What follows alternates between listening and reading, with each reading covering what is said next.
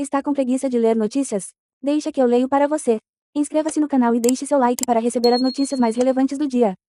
O que foi a Revolução Cultural e como ela moldou a história da China há 60 anos? Legenda da foto, a mensagem de Mao era: rebelem-se contra o seu professor, contra o seu mestre, contra o líder do seu partido, contra o seu superior, contra os patrões das fábricas. A rebelião é justificada. A Revolução Cultural, cujo início está completando 60 anos esta semana, foi um dos períodos mais sombrios da história chinesa. Em 1966, o líder comunista Mao Tse-tung ordenou uma campanha nacional para expurgar do governo, da educação e das artes elementos considerados contra-revolucionários, influências capitalistas e pensamento burguês. Mao declarava guerra ao passado, às velhas ideias e aos velhos costumes. E a batalha não seria travada apenas pela polícia ou pelas agências de segurança, mas por cidadãos comuns, especialmente os jovens, contra seus concidadãos. A mensagem de Mao era: rebelem-se contra seus professores, contra seus líderes partidários, contra seus superiores, contra os gerentes das fábricas. A rebelião é justificada, explica o historiador Yafeng Xia, professor da Universidade de Long Island, no ZEUA. A campanha, que oficialmente durou até 1976, transformou completamente a sociedade chinesa e deixou profundas cicatrizes políticas e culturais que ainda estão presentes no país hoje. A ascensão de Mao e o fracasso do Grande Salto Adiante. Legenda da foto, a campanha do Grande Salto Adiante de Mao mobilizou milhões de trabalhadores e camponeses em condições extremas, causando uma catástrofe econômica e humanitária. Mao Tse-tung chegou ao poder em 1949, após derrotar as tropas nacionalistas do Kuomintang e estabelecer a República Popular da China, inspirado pelo marxismo. Após séculos de dinastias imperiais, a China entrou no século XX com um profundo atraso econômico e marcada por invasões de potências estrangeiras. As desigualdades entre ricos e pobres, entre áreas rurais e urbanas e entre homens e mulheres eram enormes.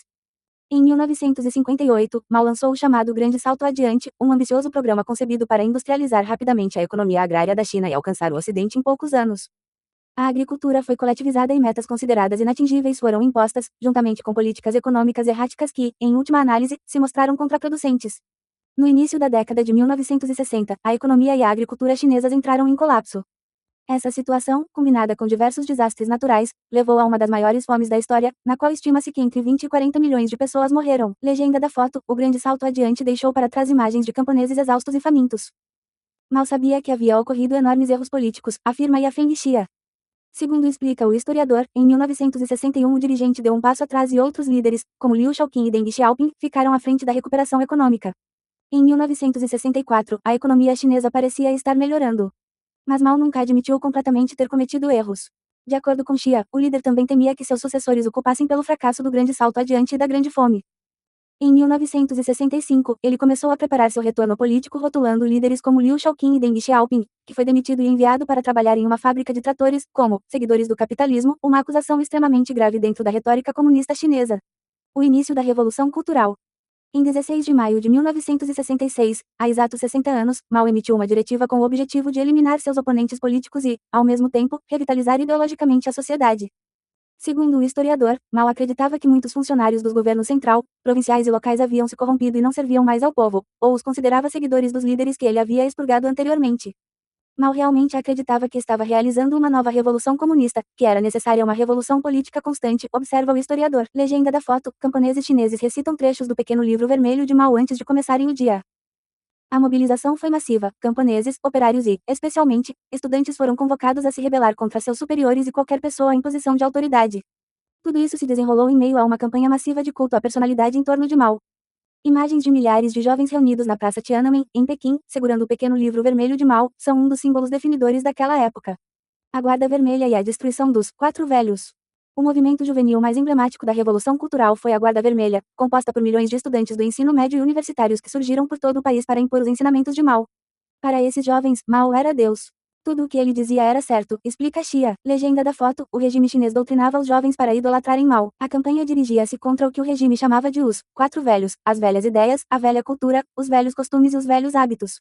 Os guardas vermelhos percorreram a China com o objetivo de destruir as tradições consideradas incompatíveis com a revolução. Professores, intelectuais e aqueles rotulados como inimigos do Estado eram arrancados de suas casas, amarrados, interrogados, humilhados publicamente e espancados, às vezes até a morte. Por quase uma década, as universidades ficaram paralisadas e os hospitais funcionaram apenas parcialmente. Templos, lojas, casas, livros e grande parte do patrimônio cultural da China também foram destruídos. A violência também atingiu famílias comuns. Xia lembra que seus pais trabalhavam para uma empresa estatal em uma pequena cidade na província de Jiangsu.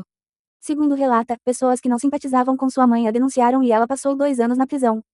Seu pai, que inicialmente havia respondido ao chamado revolucionário de Mao, acabou sendo perseguido após 1968. Legenda da foto: desfile de membros da Guarda Vermelha em 1967. Caos e campo. Em 1968, o movimento havia saído do controle e a China estava mergulhada em uma atmosfera de violência e caos que alguns comparavam a uma guerra civil. Estima-se que centenas de milhares de pessoas morreram em expurgos e lutas pelo poder. Mao acabou concluindo que a situação era insustentável e decidiu conter a Guarda Vermelha. Muitos desses jovens eram estudantes urbanos que viajavam pelo país sem realizar nenhum trabalho produtivo, explica Xia. A solução de Mao foi enviá-los para o campo para trabalhar como agricultores e aprender com os camponeses. Legenda da foto: camponeses chineses em 1970. Cerca de 16 milhões de jovens foram realocados para áreas rurais, permitindo que as cidades recuperassem alguma aparência de calma. Embora a história oficial chinesa considere que a Revolução Cultural tenha durado de 1966 a 1976, os 3 primeiros anos foram os mais radicais e violentos.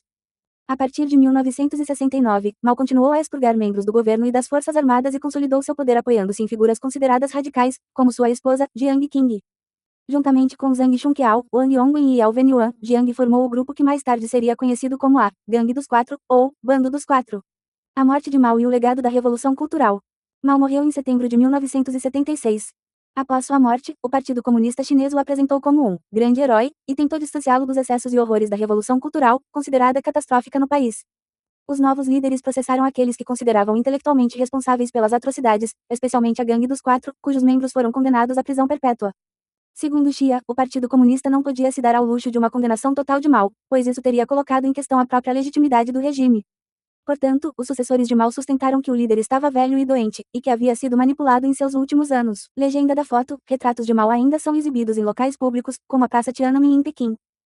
Com o tempo, porém, alguns dos erros do líder foram oficialmente reconhecidos.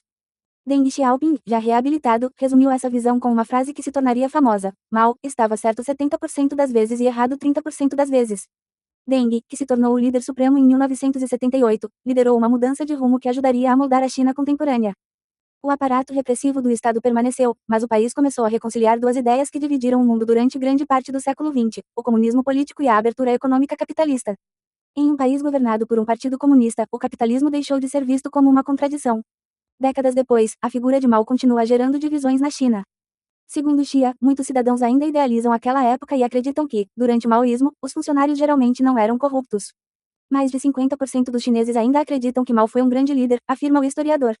No entanto, ele ressalta: pessoas mais instruídas sabem o que aconteceu durante a Revolução Cultural. Gostou desta notícia? Compartilhe com seus amigos e até a próxima.